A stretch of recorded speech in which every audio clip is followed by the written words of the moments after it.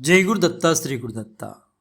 జాతక కుండలిలు బుధగ్రహ దోషాలు అంటే దశ అంతర్దశల్లో కానీ, అదేవిధంగా చంద్రగ్రహ దోషాలు, ముఖ్యంగా అష్టమ చంద్ర దోషం, అదేవిధంగా దశ అంతర్దశల్లో దోషాలు కానీ ఉన్నట్లయితే ఖచ్చితంగా ప్రతి ఒక్కరూ కూడా శ్యామలాదేవి యొక్క నామాలను నిత్యము చదువుకోవడం వలన అమ్మవారి అనుగ్రహం పొంది బుద్ధి బలం వికసించబడుతుంది.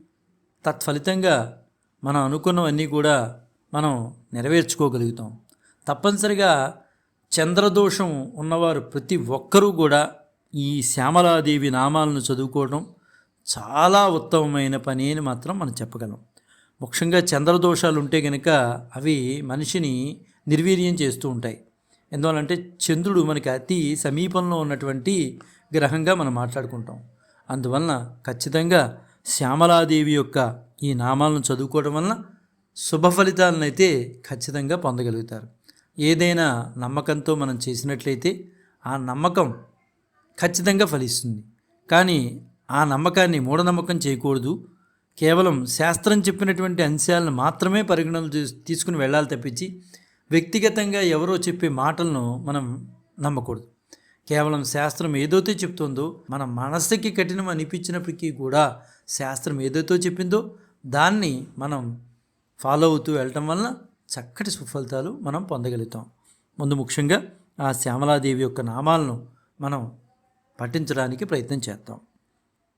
సంగీతయోగిని శ్యామా శ్యామలా మంత్రనాయక మంత్రిణీ సచివేశీ చ ప్రధానేసి సుఖప్రియా వీణావతి వైణికీ చ ముద్రిణీ ప్రియకప్రియః నీపప్రియా కదంబేశీ కదంబవనవాసిని సదా మదాచ నామాని షోడశైతాని కుంభజా ఏతైర్యస్ సచివేశాని సకృత్సౌతి శరీరవాన్ తస్య త్రైలోక్యమఖిలం హస్తే అష్టచ్చ సంశయం. జై గురుదత్త శ్రీ గురుదత్త.